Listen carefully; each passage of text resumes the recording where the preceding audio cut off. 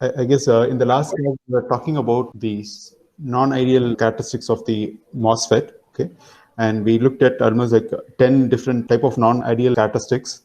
In today's class, we will just begin with the discussion of the DC characteristics of an inverter. So we'll just begin with the NMOS inverter, and later on we'll just move on to the CMOS inverter. Okay. So according to syllabus, it is the CMOS inverter DC characteristics is what we wanted. But to have a better understanding, I would rather get into this NMOS inverter first. And with that knowledge that we gain from here, we'll utilize that knowledge onto the CMOS inverter so that you can actually really appreciate how does the transistor moves to different regions when we try to vary the input potential. So when I say an NMOS inverter, we are actually talking about a resistive load. Okay, so maybe this part of the circuit you might have already seen in your AMC or AICD classes. Okay, so hope that you're familiar with this circuit.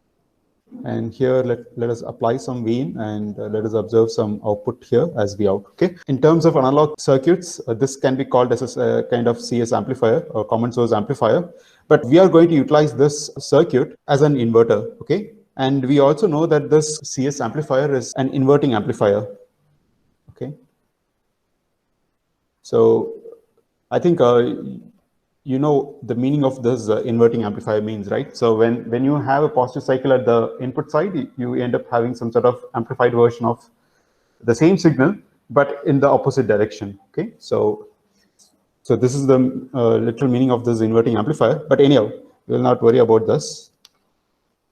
So now let us focus on first the output expression of this Vout. Okay, and later let us try to vary the input voltage and see what type of variation that we would have across the current flow as well as across this Vout. Okay, so now in order to begin with, we'll take the Vout expression. We'll try to express this Vout in terms of the current as well as the resistance. Okay, so one can visually see that this Vout can be returned as something like VDD minus the drop across this RD, right?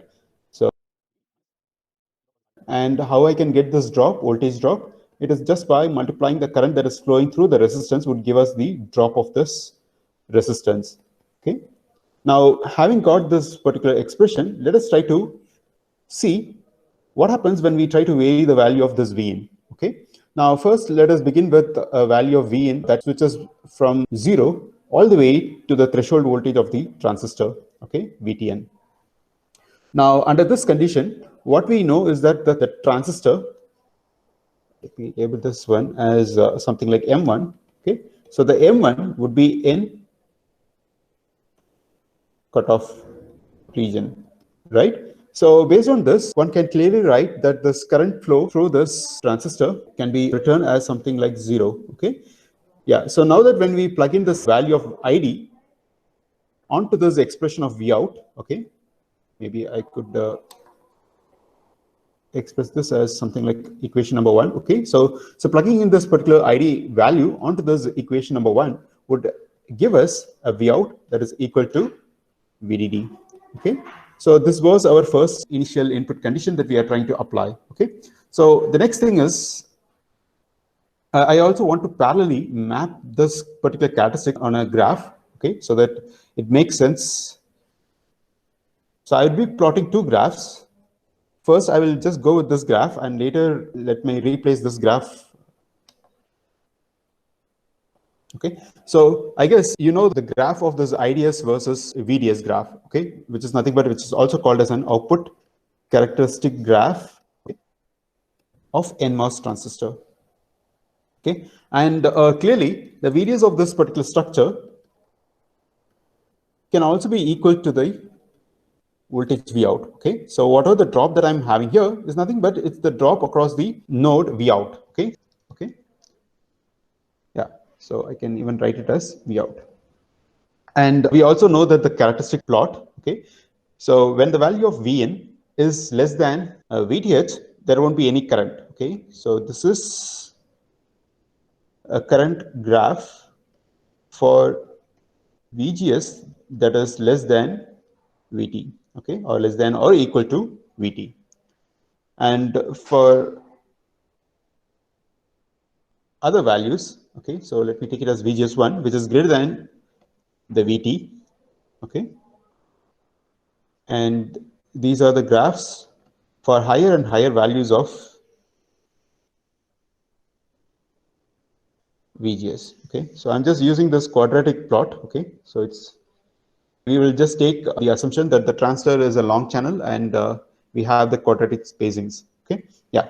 So now in this case, let us try to map these potentials, because when I apply the value of Vin that is equal to 0 to Vtn, we know that the current through the transistor would be equal to 0. Okay, so what it really means is that we are talking about this particular axis where the current is absolutely equal to 0 for values of VGS or for values of Vin that is less than or equal to Vt. Okay, so here under this condition we have the same similar condition, right? So the value of VGS or Vin, when it falls between 0 to Vtn, we have the current that is equal to 0, and that current is what has been marked here. Okay, so for this current, we know that the output Vout or the value of VDS supposed to be equal to VDD. Obviously, rightmost value would be equal to VDD. Okay, so I would pick this particular point and mark this particular point as the intersection point. Okay, so this is what we have, and now let us try to sweep the input voltage. Let me just pick a particular range.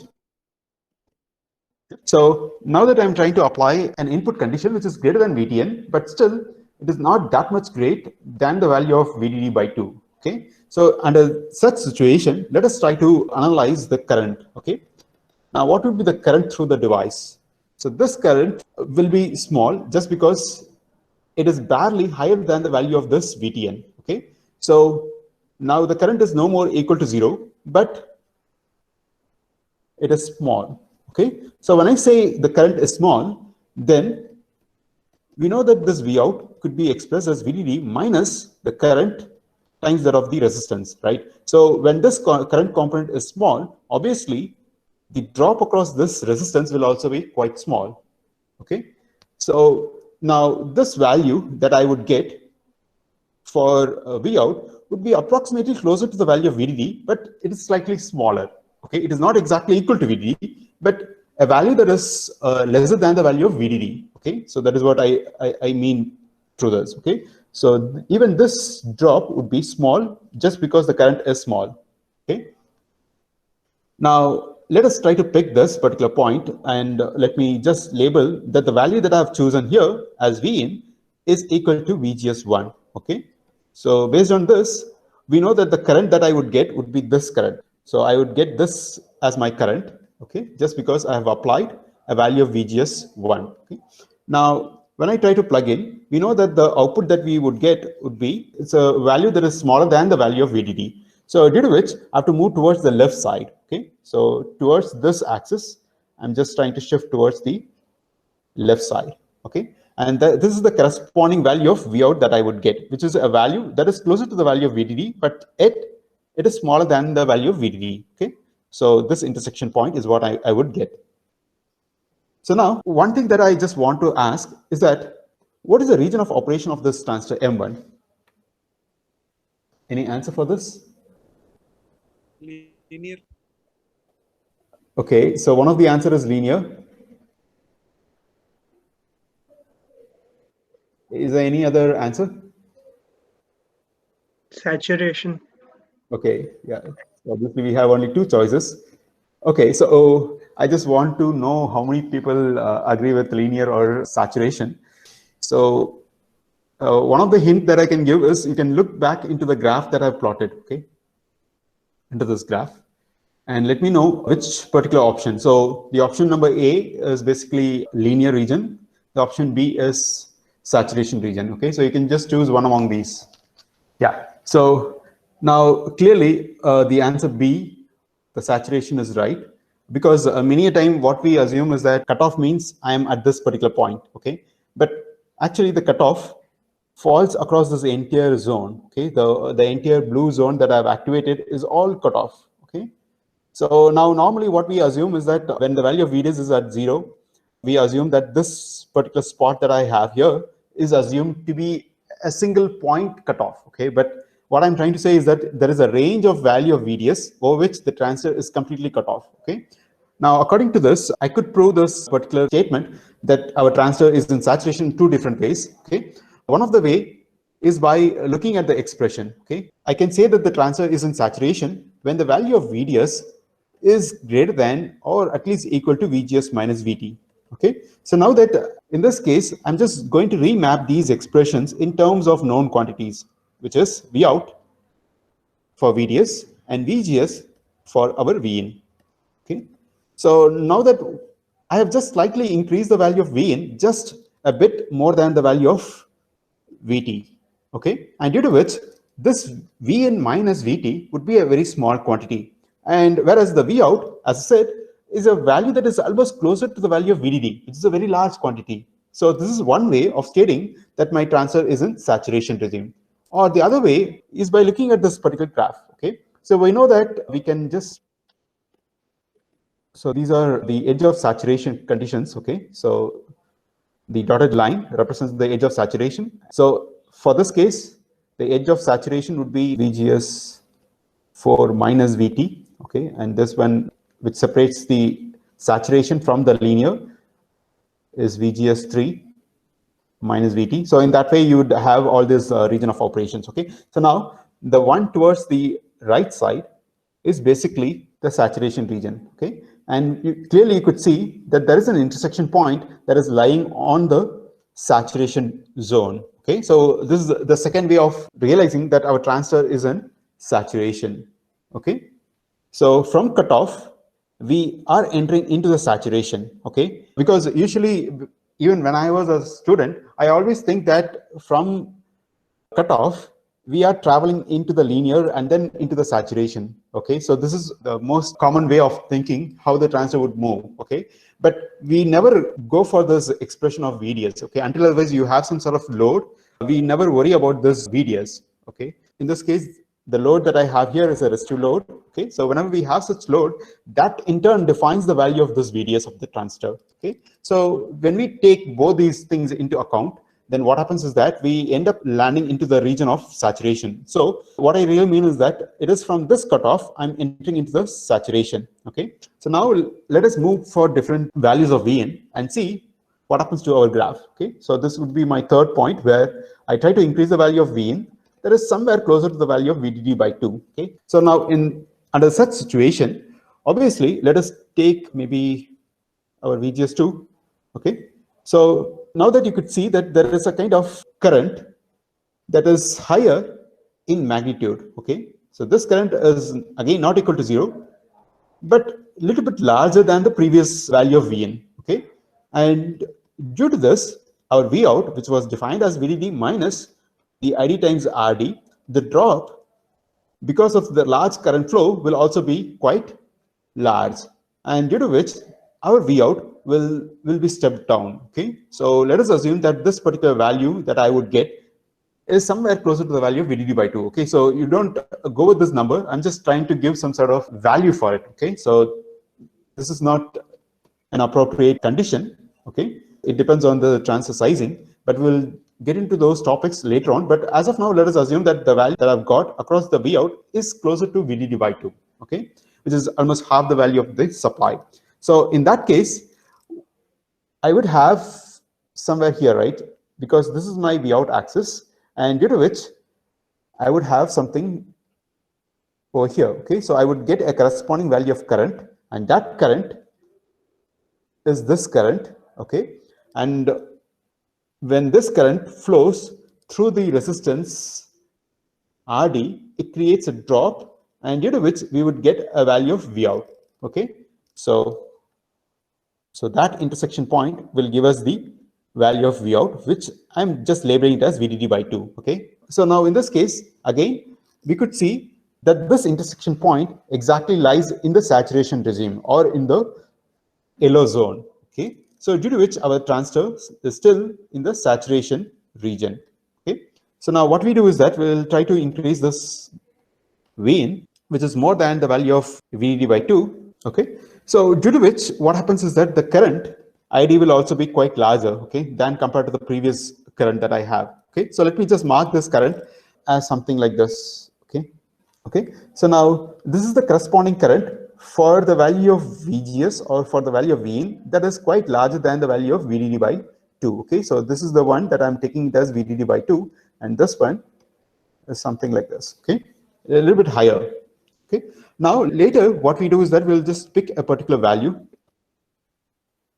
It would be like VGS4, and let us mark the top one as VGS5. Okay, yeah. So now that I'm just trying to have a value of VGS4, okay, which is again greater than the value of VDD by 2, but slightly closer to the value of VDD. Okay, so it actually falls between both these ranges.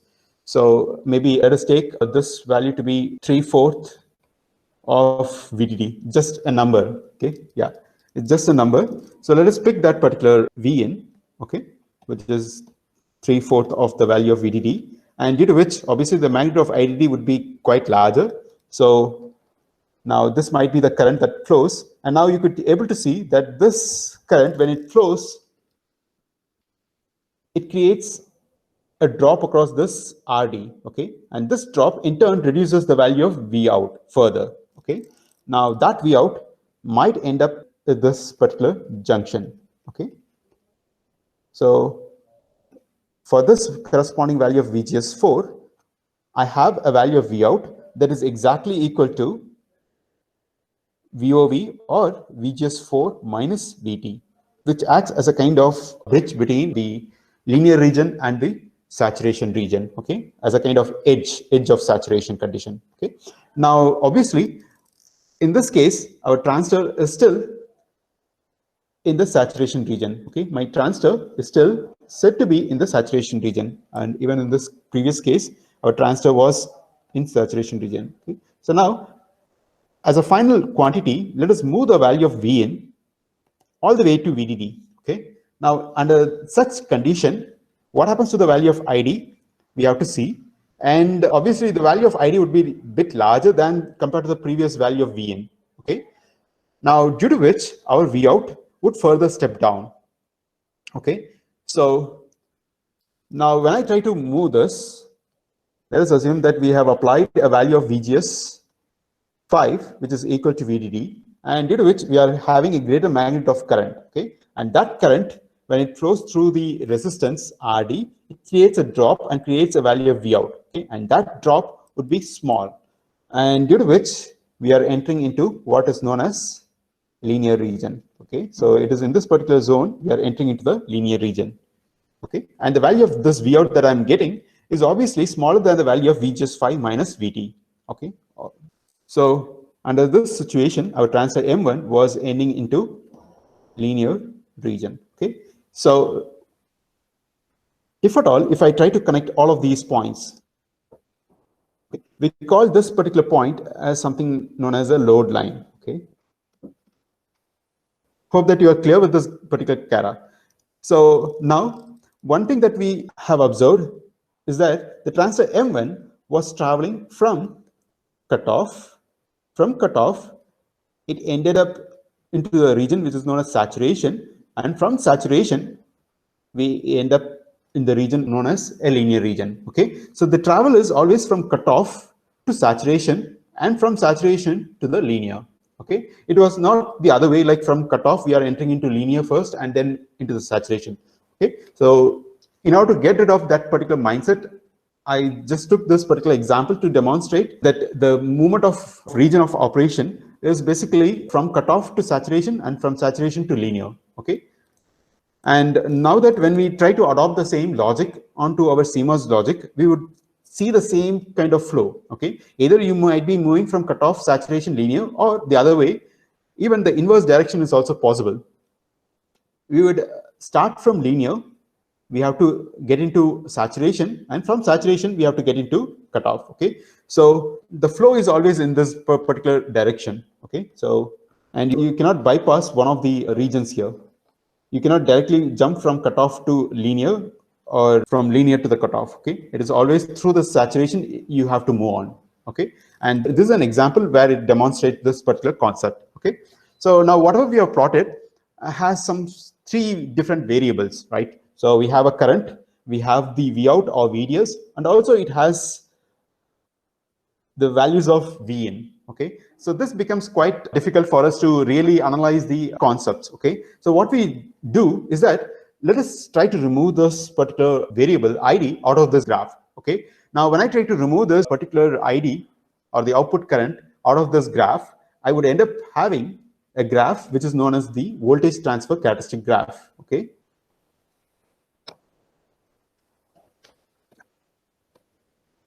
yeah, so now removing this ID, we have to end up some expression for the y-axis, right? And that expression we will take it as V out. Okay, and our x-axis, which is our Vn, and we call this kind of Cara, which is a plot between the V out and the Vn, is said to be the voltage transfer characteristic graph. In short, I would call this as VTC graph. Okay, yeah. So now let us try to do the same thing. Okay, so when the value of Vn was at 0, what was our V out that we have got? Okay, so that could be read from here, from this particular expression, right? When the value of Vn was between 0 to Vtn, we know that there is no current flow, and due to which we had got the value of V out to be equal to VDD. Okay, and this value of V out that is equal to VDD has to be same for this range of input, right? From the value of 0 all the way to Vtn, I have to have the same output V out. Okay, so let us do the same thing. Let me mark this as my Vtn. Okay, right from this till the value of Vin that reaches equal to Vtn, we found that this V out would be equal to VDD. And in this case, the transistor M1 was cut off. Okay, and after then, the moment I go beyond the value of Vtn, there will be a slight amount of current. Okay, and due to this slight amount of current, our V out, which was expressed as VDD minus ID times RD, and there is a drop across this resistance, and that drop in general lowers the value of this V out. So due to which, as I rise the value of Vin, the current component will also rise, and the drop through the resistance will also rise, but the V out will keep dropping, right? So let me just do the same thing. I'm just keep dropping the value of this, and there is a particular value of VGS, okay, at which the transistor was entering into this linear region. Okay, so let me mark this particular value as Vin1, or in our case, that value is said to be equal to VGS4. Okay, so if we write it as VGS4, Sir, yeah. sir, it should be quadratic, no, sir, because in saturation region, current. Of course, yeah. Quadratic would be there. Yeah, it is not a kind of straight line. It's a kind of curvature would be there. Okay. And we know that at the value of VGS4, our transistor was at the edge of saturation. So this was the condition that we had here, right? So, and the value of V out that we have got is said to be equal to VGS4 minus VT. Okay.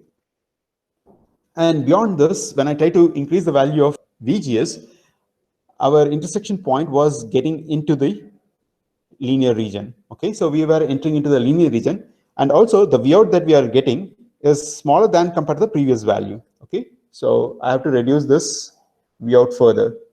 Okay, so one thing that you could see is that even for the value of V in that is equal to VDD, the output never reaches the value of 0. Okay, so we have some sort of non-zero value when I work with this kind of structure, that is an NMOS inverter.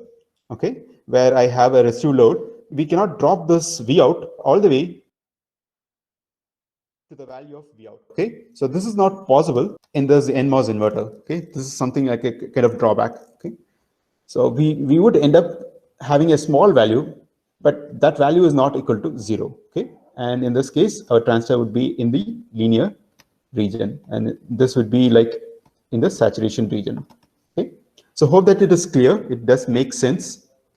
And let me have the value of V that is equal to VDD. We have some sort of minimum voltage. So is there any doubt regarding this? Okay, so hope that there is no doubt.